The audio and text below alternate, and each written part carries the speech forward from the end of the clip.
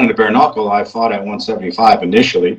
The only reason I went up to 185 is because there was a lag and when I should fight the number one contender or for the title at 75.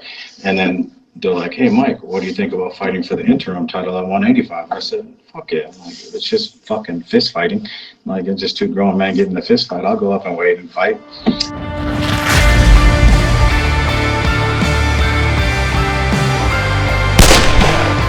Welcome to 45 on the Hour podcast. I'm your host, Colt 45, and I'm here with the professor of all professors. Oh, the chosen one. Good morning, the sir. Chosen one. What's up, brother? What How up, you doing? bro? I'm good, dude. I freaking just on the grind, for trying to make this money, try to hustle this business. Oh, really? Stay out of trouble.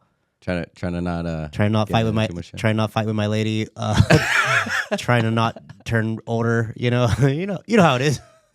It's been a struggle, bro. It's been a struggle. But today, we got a sick podcast. We got my brother, a Marine that I served with. Many of you guys know him as the champ. He's the champ of bare knuckle. Our boy, my brother. I look up to this guy. He's my bro. Mike the Marine Richman. Welcome to the podcast, brother. Yeah, what's happening, guys? Yeah, no, I'm super happy to finally be on, I know we've been chatting about it for a minute, and life can be busy here and there. But I'm like, you know what, man, fucking Colt always rides for me, shows up to all my fights. Like, the least I can do is find fucking time to come kick it on his podcast, for sure. Well, I appreciate you, brother, for being here, man. Seriously, I know you're a busy, man, dude. You got the fight coming up, what, May 10th, right? It's May 10th? May 10th, yeah. We're about 5.5 weeks out now, yeah. 5 weeks on Saturday. How's training going? It's going good, man. It's going good. The training camp, whether it be bare knuckle or MMA, the beginning of training camp is always a fucking, you're like, fuck. Getting back into the grind. Yeah. Those first couple of weeks. Yeah. Now that I'm older, especially, the body feels a little bit more than when I was, younger in my MMA Bellator days. But, I'm starting to feel good. I'm trimming up again, and I'm feeling fast and powerful. Now it's just dialing in, fine-tuning the things, and then continue to drop weight and get more fit. Mike, what weight do you compete at? I compete at 185 pounds in bare knuckle boxing, yeah. BKFC. Okay. Do you do a little cut, or what do you got to do? You know what? I still do a little cut. Yeah, I put on size now. I'm 39, so I put on. You're a baby. Yeah. You're a young little pup. I'm an old man in the fight game. Been fighting professionally since I was 23. Nice. So in terms of professional athlete, let alone combat sport, I'm an old fuck. Yeah, I get you. Yeah. But yeah, I still I still feel good. It's a little bit different with my my training, how I recover. It's not like when I was younger, where you just get in there and get after it. Don't even need to stretch. Don't even need to warm up. Now I'm getting on the fucking foam roller, rolling on my back. I feel good even before I really kind of get after it. But training is going good, man. Yeah, the short answer, training is going good. Fighting at this heavier weight, I would say the actual water weight that I cut after I really start to trim down and diet down, it's not too it can be anywhere from 5 to 8 pounds of water.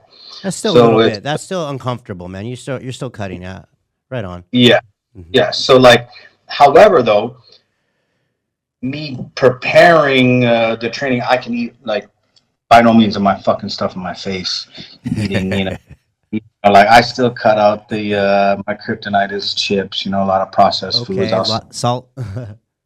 Love salt bombs for sure. I'm not a big sugar guy, but sugar doesn't do my body very well when I do it at this age. So I'm still mindful of what I eat, but my portions are bigger. And you have 24-hour weigh-in, or what? Same day weigh-in? 24-hour weigh-in. Right yeah. on.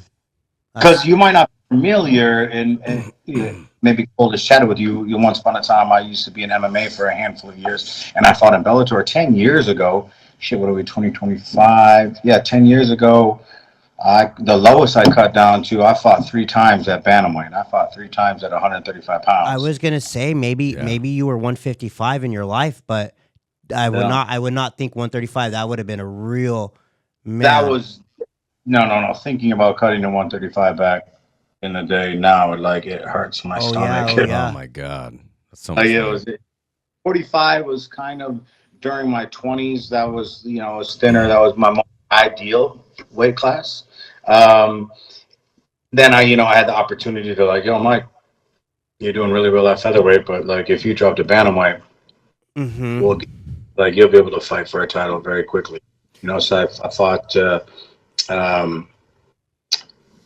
Ed West was my first fight at bantamweight in 2014-ish. Then I fought Nam Phan at bantamweight. Okay. And beat him. And then I fought at the time Eduardo Dantas he wasn't the champ yet. Marcus Galvao was the champ. And Dantas and I fought, and then I lost the decision to Eduardo Dantas, and then Dantas went on to fight Galvao, and then he won the bantamweight title. Oh, you were in it, man. Yeah, that was a little history from fucking a long time ago. Right on, brother, right on. Now I when I would cut to bantamweight, I would walk around at 180. Oh my gosh. 180 right now. Yeah. That means you would cut from 180 to 135. Jesus. Yeah. Bro, that's just so much, man. Now my walk around weight is you know what I'm saying? Like, oh, dude, that's muscle, water, body. That's who you. Oh. Yeah, all of it. It was, my calorie deficit. The start time of when I went into the calorie deficit was, we're talking several weeks before the fight. It was miserable. And in hindsight, cool, yeah, I can be the champ. Let me cut down. It happens all the time in the game. In MMA, you see it as a jiu-jitsu coach. You see fighters, and you know the game. And, fighters in the industry, especially out in California. There's still a handful of them out there. Well, I remember when I was in high school and college, the weight cut was pretty much my biggest thing on my mind always. You know what I'm saying? Yeah. And now sometimes I see it in my current athletes, and I try to tell them, just don't worry about it, man. Go up the next weight class. It's gonna be fine. You're gonna ruin your little bit of love for it, because the scale becomes such a mental challenge. A little bit of makes you hate it, But perfectly said. Over time, you're your training camp becomes the weight cut, and then you're not. Fight. You're not dialed into the fight. You're not getting better. You're not acquiring skills. You are one part of you is always worried about your intake, Sir, where do you call home? Where are you calling from? That's what I was going to get the background, Yeah, man. Yeah, I live born and raised Minnesotan.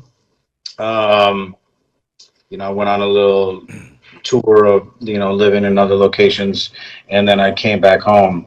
I came back home to Minnesota. I live in Minneapolis now. Okay. It's cold up there. Gets cold. We're not used to super cold down here in SoCal. Not me, not at all. And you two serve together, or how does that work? Yeah, so I met Mike in the Marine Corps, obviously, in 2004, something like that. So about that, right, when we went overseas? I want to say we met in late 2004, because I want to say our deployment was 2004, 2005. Yeah, somewhere in there, and it ended 2005. Yeah. So we served together.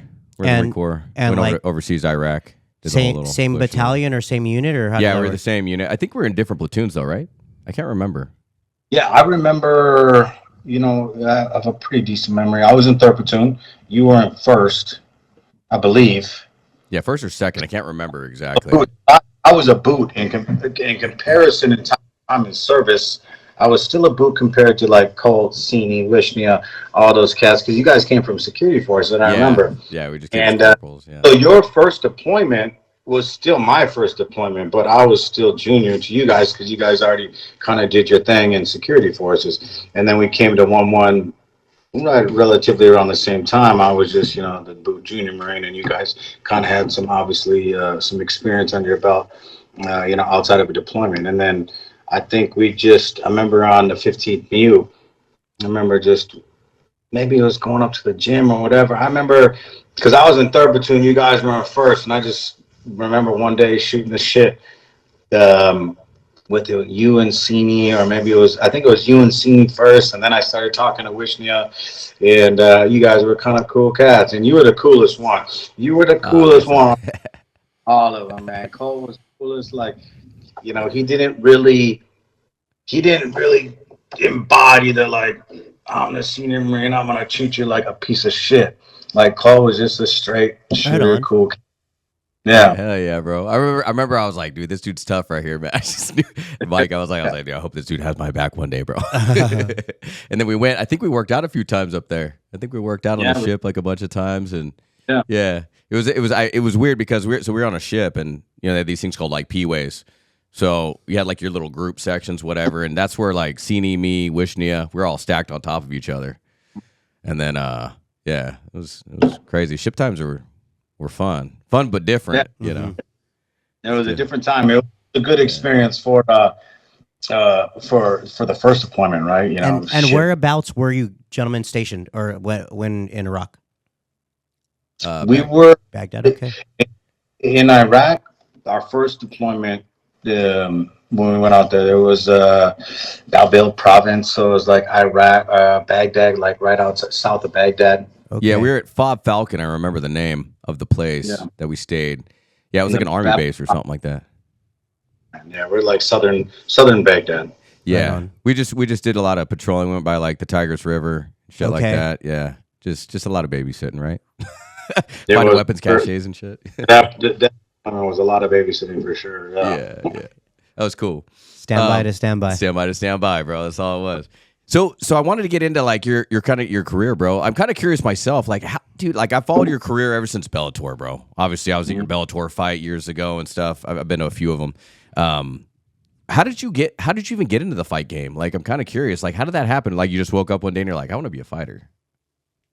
You know what? Like, obviously, kind of always goes back to Marine Corps. When I was in the Marine Corps, I always had the urge to like fight. I grew up wrestling.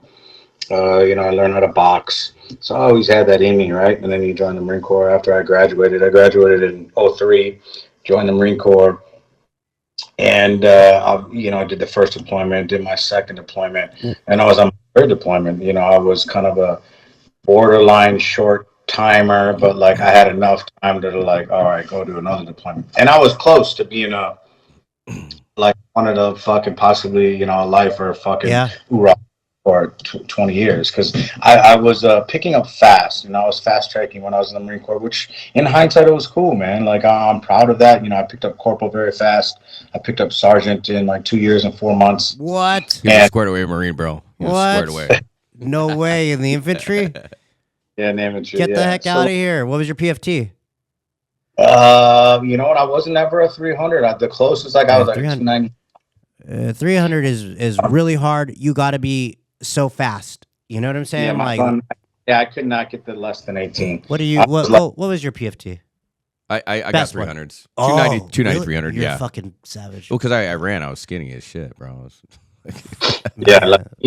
I had a good pace, but I wasn't like rapid pace. You had to have been like run track or something like that. What do you remember when you went to boot camp? Because I got in June 2003. January of 2004. January. I went to boot camp. Okay. Dang, we're all around the same time frame. Yeah. Well, you're my age. You're my age. I was a entry program, so like I graduated 2003, and I wanted to join the Marine Corps, and then I joined in like August. I swore in like, the whole fucking MEPS thing in like August, the summer of when I graduated. But then I didn't leave for boot camp till January. So that college freshman year, I was kicking it with my buddies, going to the colleges, fucking going to all their parties, just fucking partying. Not partying, but not going to school. And then it was like, all right, fucking, now it's my school time. Let's head to boot camp. Freaking sick, dude. I went into the Marine Corps because I was basically homeless, bro. I was a knucklehead. Yeah, I was a knucklehead, man. My mom kicked me out of her house, and I was just bouncing around. I had to find a place to go, and I needed some direction, man. I was heading down the wrong path, man. I was just not doing good shit. I was just hanging around the wrong people, you know, which now those people that I'm like, those people are actually doing pretty well for themselves, believe it or not, you know.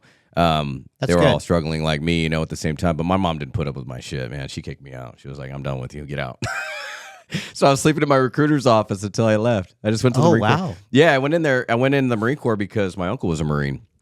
And I was like, dang, I want to be like my uncle, you know. I looked up to him, you know, as a dad, you know, because I didn't have a dad growing up, you know. So that was kind of my thing or whatever. And then eventually, yeah, I got in, and then I went, you know, I went 03. I wanted to be infantry, you know, that's it. And then, and then I got in, and I went to the delayed entry program like you know, waited for my turn. Went in August 20th, 2001. So I was actually in boot camp during 9/11. That's wild. That's wild. Yeah, which is kind of crazy. So You're part of history. Dude, they brought a little bunny ears TV out, bro, and they put it right in the damn whole thing, you know, the big area where you all sit in or whatever. And they were like, all right, you guys are going to war. Like, you're going to fucking war. Dude, I shit my pants. I was like, dang, I thought I was going to Australia to go meet some chicks. I was just excited, man. I was like, I just wanted to go meet hot chicks in like different lands, and I had the wrong motive. No man. way, bro. I didn't care. Yeah, it didn't work out like that. It didn't work out like that. No, but luckily I only had a B billet, so I just went and trained, and which was cool because then I went there, and then I went to CQB school. So luckily I got built up. I got a lot of training before I actually went over. You are for those of you who don't know, CQB Colt is essentially a SWAT team member. Right, you friggin' clearing buildings, friggin'. Yeah, it was a fun school, man. It was really hard to pass. Like, it was a very huge dropout rate. I remember with CQB Marines or Security Forces Marines, you guys were just like lasers with your rifles. You just friggin' your accuracy was incredible. Yeah, you know what I'm saying. Yeah, the fundamentals still stick with me. I need to practice more though. I haven't practiced. Let's do something. Let's bring in clear the building here. Let's go see what Mike. Go. Yeah. So kind of like back to the history, Mike. I was kind of curious, bro. So like you got into the Marine Corps, then you got out. I'm kind of wondering what happened to that because I didn't really see that part of you. I didn't know that part of you. Like I started seeing that you're getting into fights and stuff, and that's when I started like jumping in. And I was like, oh hell yeah, Mike's got a fight in L.A. I remember that, you know. And I went down there. Yeah. Like back to what got me into it. Like I was on my third deployment. Okay. And you know, obviously big UFC fan, you know, like a lot of infantry Marines are, right? So we're all watching, we're all like this and that. And I always had this itch, like, I know I could fucking do that. I know I could. You can ask some of my junior Marines. They still message me. There's still some of my junior Marines come to my fights. And they'd be like, man, dude, I remember when you would bring us to the fucking gym and like our PT was like, we're going to fucking grapple. Like, do like this. And it was always in me to like want to do that. And I was on my third deployment, and like I said, I was still torn on the whole, all right, do I stay in? I had my re-enlistment package all set. I wanted to go be a drill instructor, but I was like, man, like I really want to fucking fight. Like I want to get out and fight. And I remember telling my platoon sergeant, Staff Sergeant Blanco at the time. He's like, dude, you're fucking crazy. You're like, you're already a sergeant. You made it picked up at this time, this and that. Like, you go to the drill field, this and that, or whatever.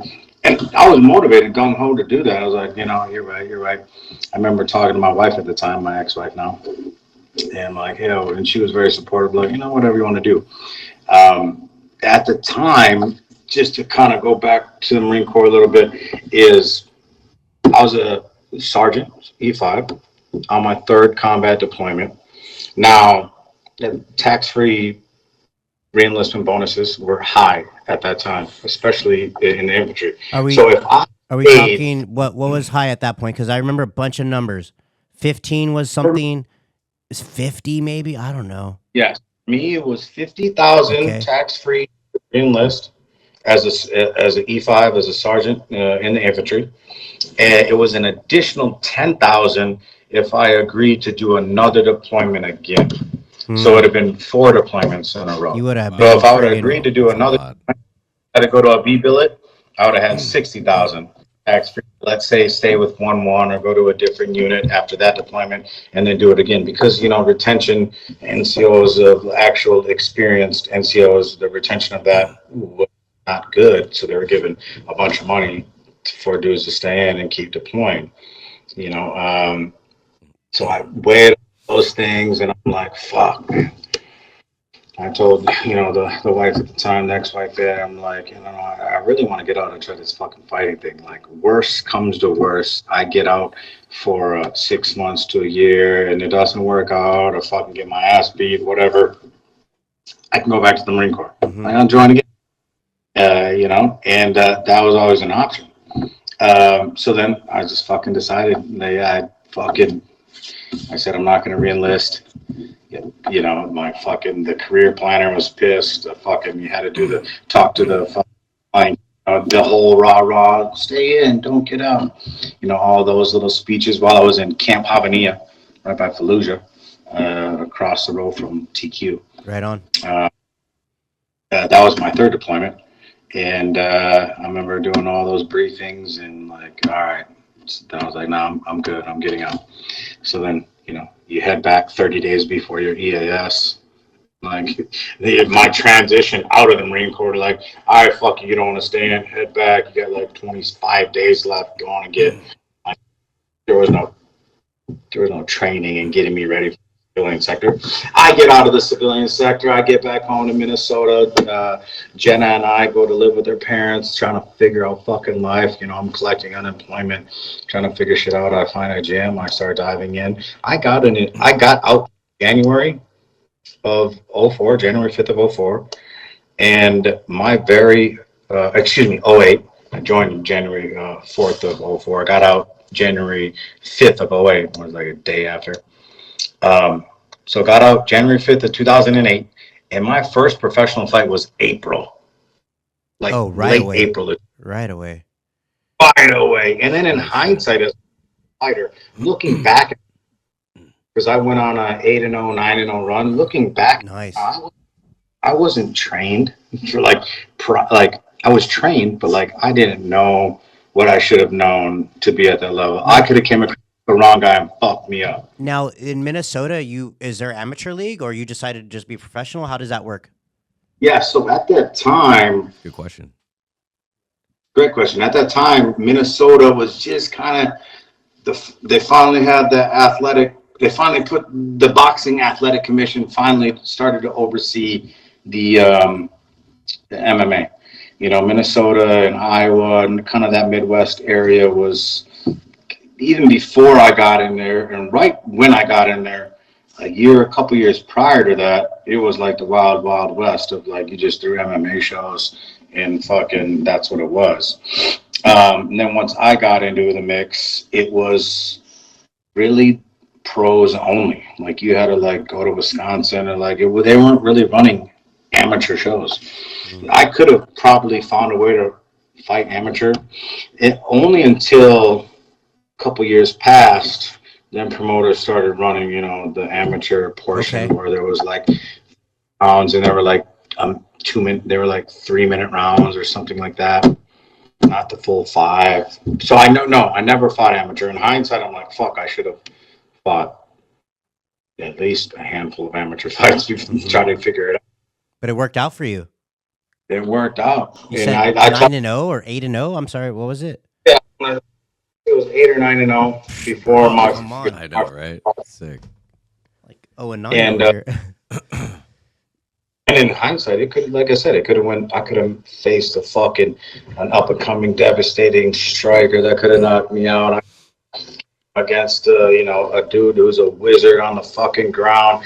It just the matchmaking and all that, it worked out because it was literally like, who the fuck gets out of the Marine Corps in January and makes his first professional fight? And my first professional fight was at 170 pounds. Jeez. And then I started to work my way down 55 to 145. My first fight, I was like, I don't need to cut that much weight. Nah, I'll fight at 170. I was so like raw, gung-ho Marine Corps, like, I'll fight some dude. Yeah. And then I started to kind of like pick away, take another fight.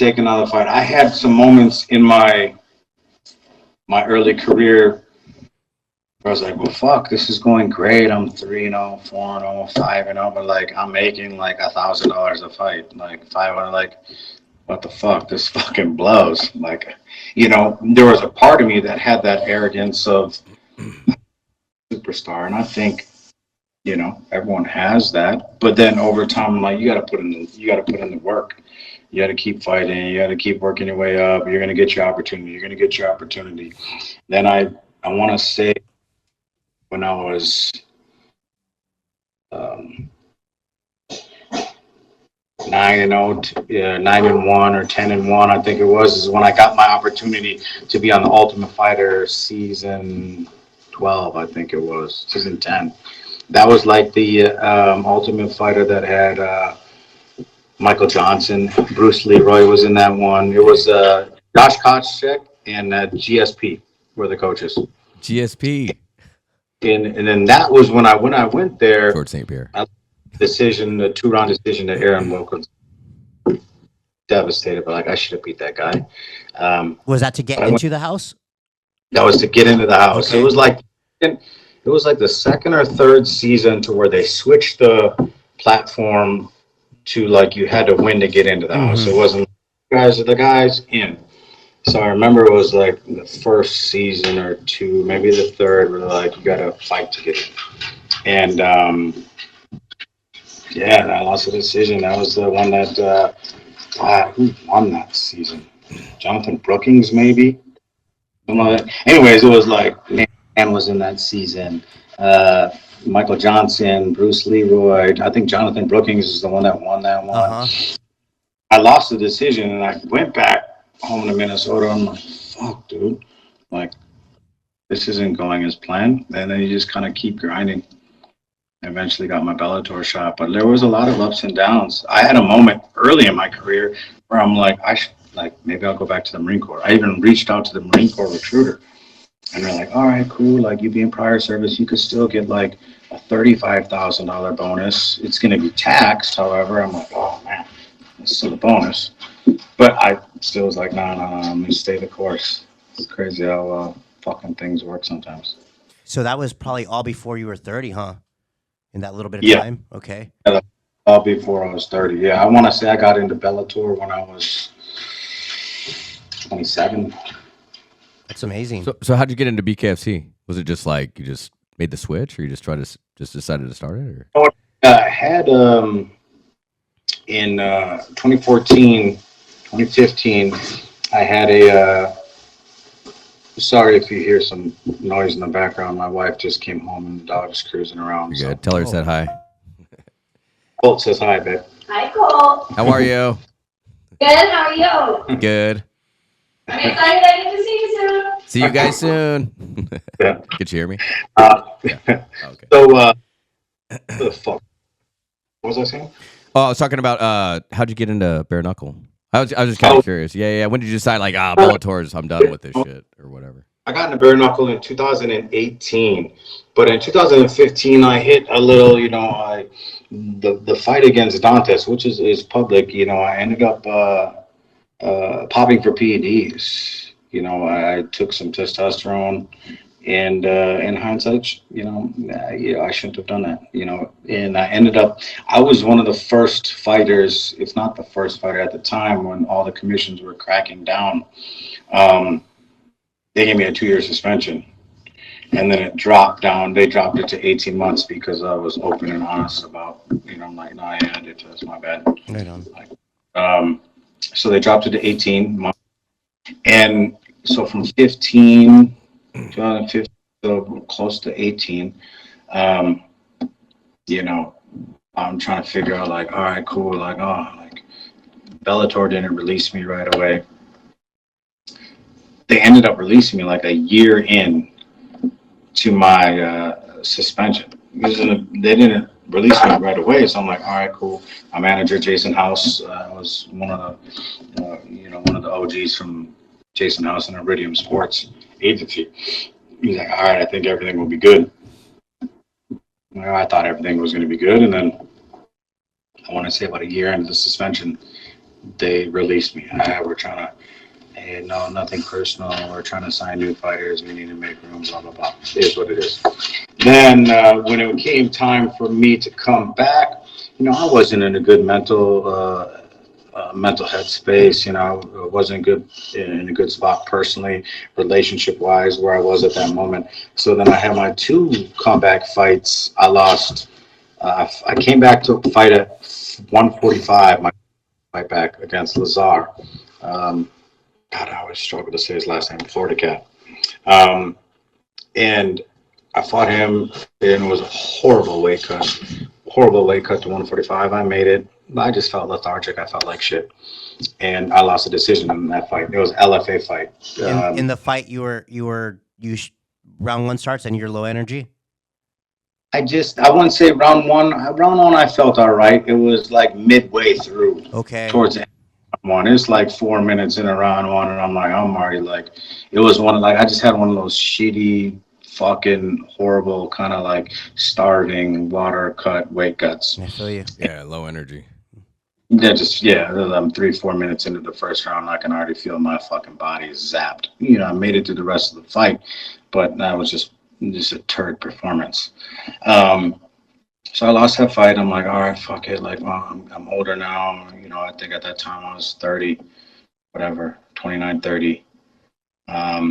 My next fight, I fought at 155. I fought this kid, good, tough kid. And I went in there and I thought I won the fight. Now I could have done better. In hindsight, I could have won and done better. And I thought I kind of got screwed on the decision. Another decision.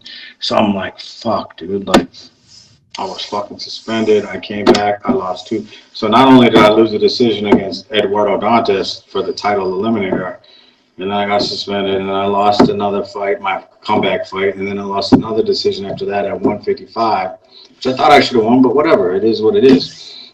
And I'm like, fuck, dude. Like, my whole like dream of being a pro fighter is like slipping away. Like, Yeah, and then I started. Setbacks. Yeah, setbacks, just roadblocks, setback after setback. And, you know, I'm feeling kind of crushed. Fuck, dude, I didn't figure it out. And then I see this bare knuckle going on in England at the time. This is even before BKFC was, before they had their Wyoming show, the very first show. I went overseas to fight at a promotion called BKB. And they flew me out there, and I fought in London, England in June of 2018. It was probably like 3 or 4 months before, 3 months maybe before the very inaugural BKFC show in Wyoming that same year. I went over there and I fought for them, and then I just then getting ready to fight for them again, and then COVID hit, and then I'm like, oh, there was that. Damn. Before COVID hit, I take that back. I'm losing track of where I was. I was negotiating back and forth to go over there, and then I was like, all right, cool, I'm going to go fight for this promotion. I'm going to fight, we're going to make it happen, and then delay. And then I'm like, man, I'm not going to fight for you guys anymore. So then Ken Shamrock came out with his bare-knuckle promotion, and they offered me a boatload of money. Valor beat bare-knuckle 1. Yeah, I heard. And that was 2019, right before, nearly 6 months before COVID, something like that. Valor, bare-knuckle 1. This is when he put it in a pit. There was no cage, there was no ropes. You like fighting in a kumite pit with pants on, like that. That was his whole thing. You taped your wrists, but you didn't tape your thumbs, so you just wanted wrist tape. So you weren't as secure. You wanted kind of like a more authentic bare knuckle kind of fight, and it was cool. And it was like, all right, cool, I'll do that. Fought for them. I initially signed with them because my first fight they paid me very, very well. I was still with Jason House and Iridium, so he knew those people that were kind of helping Ken throw it. Signed with them. After that fight, I'm thinking Valor bare knuckle 2 is going to happen, and then that's when COVID hit.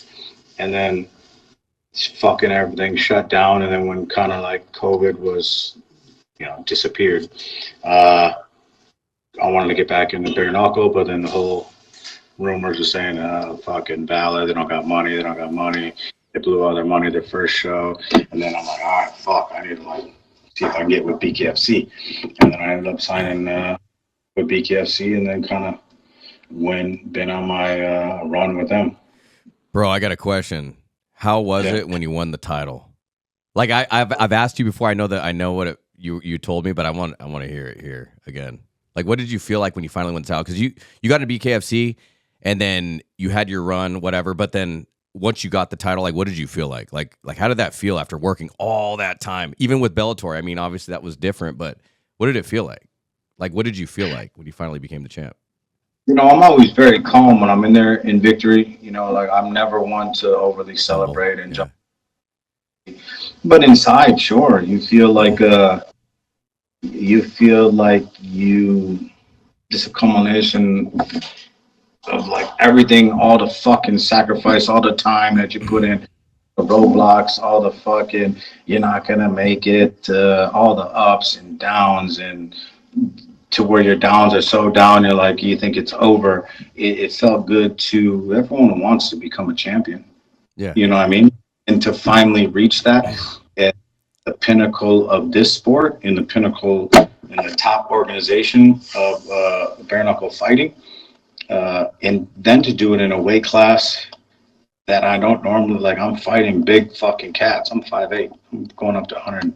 I'm fighting 185. Sure, I'm stocky, but like to my body's really truly meant. Like if I really want to dial in and diet and all that and cut out alcohol and blah blah blah, I fight at 175, 165. Probably get. So to go up there and then to win the title at 185 after the 2 losses that I suffered in big fights in BKFC, to climb back again and win it, it felt amazing. It felt amazing. I felt proud not only for myself but for my kids. yeah. It's cool that they can. Say. That's your why, right? That's what makes you keep going, right? Anything, my kids can fucking go on Google and be like, "That's my fucking dad." Yeah. He's the fuck. More than anything, that makes me the happiest. How many kids do you have? I got 3, and then I have 2 stepchildren, so I have 5. Dang, 5. Yeah. Let's go. That's Busy crazy. man. Bro, the ups and downs are everything. I love the story of a fighter that's been through ups and downs, like someone that's been defeated, came back, and then all of a sudden they reach the top and then they get it, And I remember when he got the belt, I felt like we all got the belt. It was weird. It was like, obviously, like he's the champ, but we were with him through his journey. So it was like he won, so we all won. That's your guy, of course. Yeah, it was awesome. It was like one of us, It was like, dude, that's crazy. You won. I remember it was just crazy, man. I remember yelling, losing my voice, man. Oh man, it just it was freaking awesome. Wow. It was wild. So fucking dope that you guys, the crew's been there rocking me with this journey. You fight a handful of times a year, depending on how active the company will make me. I like to be active, but like you talking about, you fight 3 times in a year. Let's just use 3 times in a year, and you have this mob full of people that come and show up for you. That's flight money. That's hotel money. That's ticket money. That's like vacation money that a lot of people save for. And so to have a big fucking mob of people to come and show love and support, oh man! And when you go on the road and travel on the road, bare knuckle's not legal in Minnesota yet, so I'm always on the road. And then they travel on the road with me. It's fucking dope. Yeah, it's dope. And Mike's super humble. Like I've known Mike forever. I remember in the Marine Corps, you're always like that dude that no one really wanted to mess with, but he was like kind of quieter, a little quieter, but you just knew that Mike had something, Okay. And he just had that appearance about him, And he's always been so humble and so respectful. Even to this day, bro, like he's never like treated anyone ever different. Like at your stature, kind of where you're at, you're kind of like a celebrity now. So you've never, you got a title, but you've never treated anyone differently. You've always been just humble, just like those are my boys, I always resort back to I'm just that guy that's always trying to like find a way to get through life and be successful and grind, and whether it's personal life, childhood issues, to the Marine Corps, to like even when I trying to find my way and be successful and get promoted fast in the Marine Corps. I just like trying to be better, and I don't ever take that for granted because glory is fleeting. And no matter what type of glory that is, it can be taken away from you. So like that's just who I am. Yeah. It's wonderful. And I love It's that good. about you, bro. I'm kind of curious. What was the hardest fight? Like, what do you think who was the hardest fight you've ever fought? Man, Challenging, where you're just like, man, that was a tough fight. my hardest fight I've ever fought. BKFC or Bellator, whatever. Yeah, and I'm thinking because it's easy to say like I don't want to be the guy that says my hardest fight was this fight that I won. Sure, I had a lot of harder fights that I lost. Mm-hmm. I would say there's different types what I consider hardest fight. You know what I mean? Hardest fight in defeat. Just hardest emotionally, mentally, physically when I took the everything. When I took the fight against Dave Mundell, so too early after I fought, and lost to Lorenzo.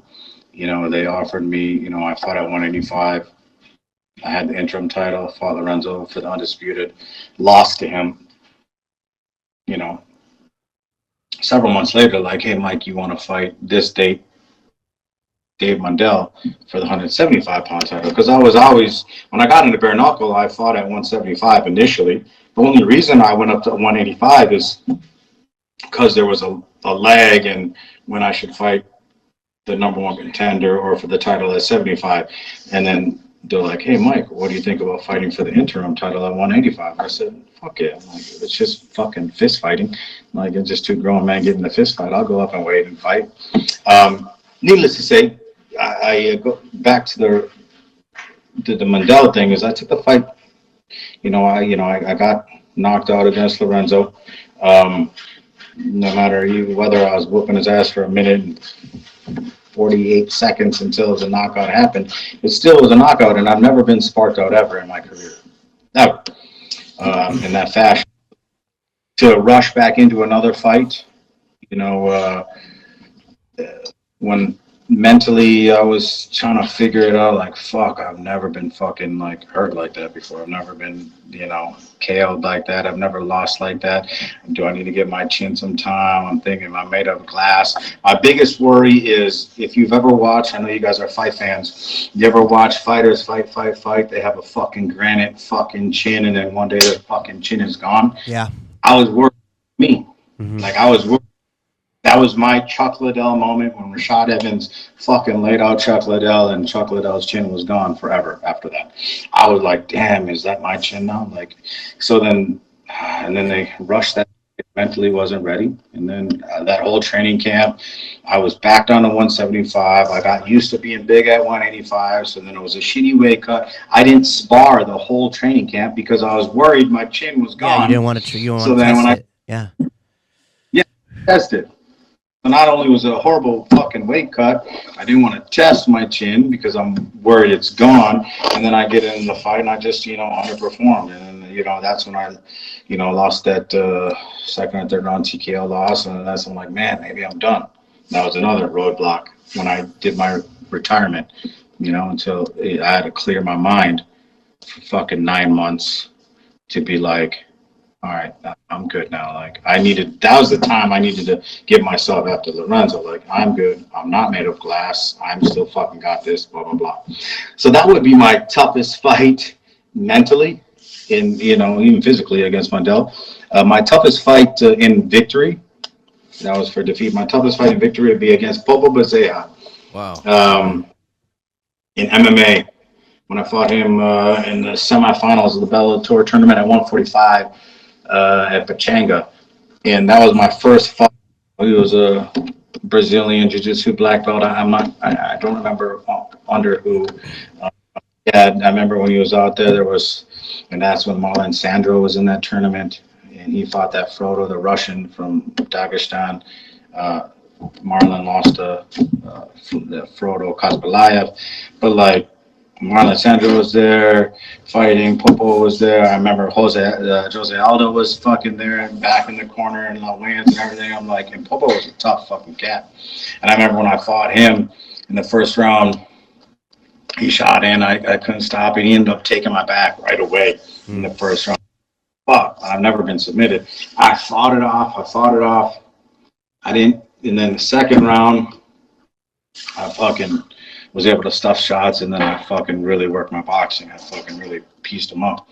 And then we rolled into the third round, and I started off the same way, boom, boom, boom, piecing him up. And then he shot in on a double again, and he took me down. He got my back again, but I was able to he was maybe a little bit more tired, obviously, and I was able to get back to full guard. And then he kind of opened up his legs, and I pushed away. Okay. I'm like, all right, stand it back up. Come back to my Pushed world. back up, and then he got back up, and then I went in there and dug deep and just kind of like put the hands on him again, and then I won a split decision. And it was a close fight. It was a close fight, but it was one of those ones where it was my first real gut fight of my career, and I still remember it to this day. It was a good fight. Bro, on a personal side, like outside of fighting, like what are you passionate about? Like do you like just chilling with your kids, obviously, you know, like all the time when you're outside of fighting, or like what do? Do you hunt? Do you fish? Or you know what I'm passionate about, it's so cliche to say family, but like I love spending time. I'm fucking older now. Yeah, me too. So I like my fucking time of rest and peace is just fucking chilling at home, sit on the couch, hanging out with the kids, traveling with the kids and Brittany, fucking whether we're going on a vacation, whatever, or just hanging out at home, just spending time with family. I enjoy like a hobby that I guess I would do that I'm fucking not good at is I like to go golfing and I like to bowl.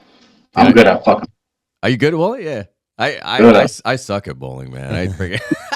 Dude, I just started golfing like recently, man, and I was actually pretty good at it. Like I started like getting close to the hole, and like my buddy was showing me, he's on the Marine, you know. He took me out. Yeah.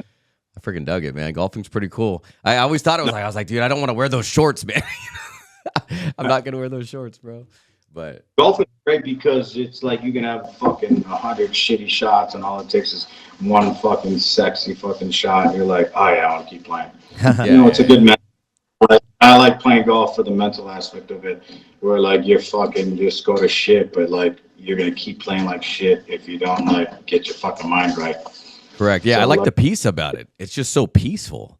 Like I've never met a sport so peaceful. Like you're just out in, you know, the nature amongst the green, right? It's just you and your buddy, whatever, you know, hanging out, whatever, drinking or whatever you're doing. And you just go from hole to hole. And there's not really like no one's rushing you. You know, I never felt rushed anytime I've ever done it, you know? It's definitely a hobby that I enjoy during the nights at the time of the year for sure. Dude, what about your the fight, like your dream fight, bro? Like if you could fight anyone right now, who would it be? I really want the Mike Perry fight. Okay. Yeah, I saw that online, yeah.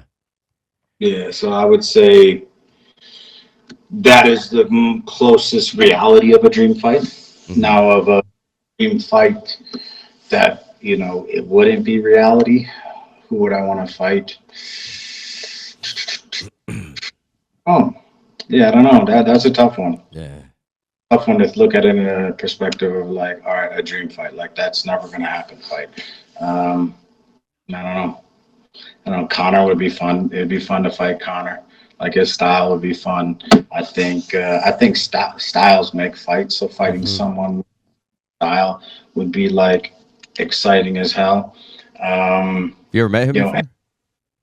What's up? You ever met Connor? I haven't, but he's gonna be there.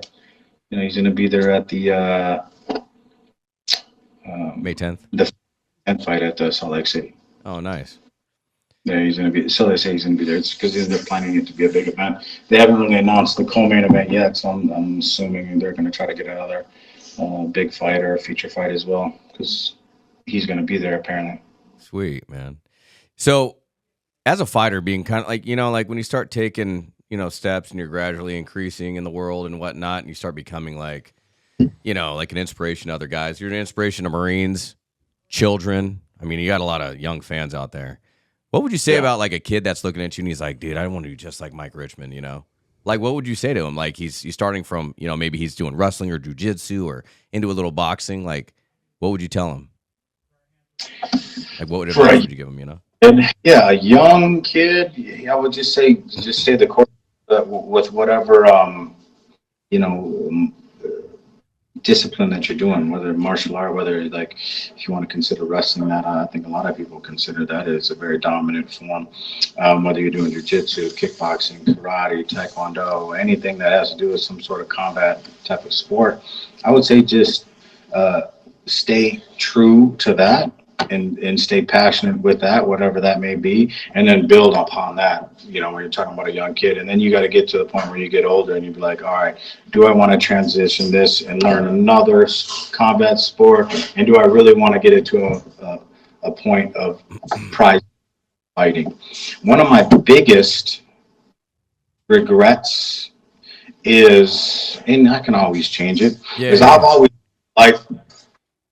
lived a life as a prize fighter. I've never lived a life as a martial artist. And what's the difference? I don't understand. I mean, obviously, like my time in, all my time in MMA, I never really did gi jiu-jitsu. I'm fucking still a white belt, no stripe. Like I just did all my shit was like no gi, just preparing all the time, right? And then I was just always built like. Then as I got older and making more money, then it just turned into, I never lived a martial arts lifestyle, even in between fights. I would rest a lot between my fights. And then when I'm getting ready and I know I'm about to get ready to fighting, and then I start training and I start ramping up again, instead of just constantly learning an art, whatever it be, and just kind of living that martial artist type of lifestyle. I would tell kids to do that, that. Okay. That's great advice. That's great. And I think that's important. And then you just there's going to be a point that comes where like you got to realize that whether it be bare knuckle, MMA, or glove boxing, like do you want to get in there and get fucking hit in the face? Yeah. There's got a point you have to come to realization with that. So yeah. And then if you do get to that point, I would tell every fighter to take some time and do the amateur ranks, whether it be boxing or MMA. Right. And then come up with a program of like they're starting to come up with their own like amateur type of program where they're wearing gloves in a shorter time frame, but with bare knuckle style of rules, but with gloves. So then, because they're getting more and more fighters that want to do bare knuckle, they don't want to be an MMA dude or a boxer or whatever, so they're going that route. I got one more question for you, dude, and then we'll wrap it up. So there's one thing I've noticed about you, and it's a very selected few people have this, but you are like the most, like I can't even see fear on your face, like when you walk into these things, man. Like I've been right there with you, said laters to you, and you go in and like it's a mixture of like I got this. And a mixture of just like I can't see anything. It's just you just go in there to handle business. You just treat it like business. That's what I feel like.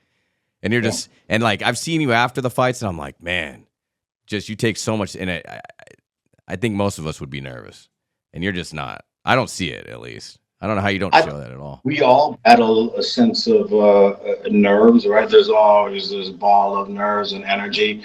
Now, how you control that when you're in the back, that's important. And sure, I mean, I have my nerves and whatnot. I would say my nerves now, where I'm at in my career, my nerves really don't kick in until I'm in the hole or on deck. Okay. Where I'm behind the fucking curtain and there's a fight going on right now. That's when and I do a lot of self-reflection and I do a lot of self-talking.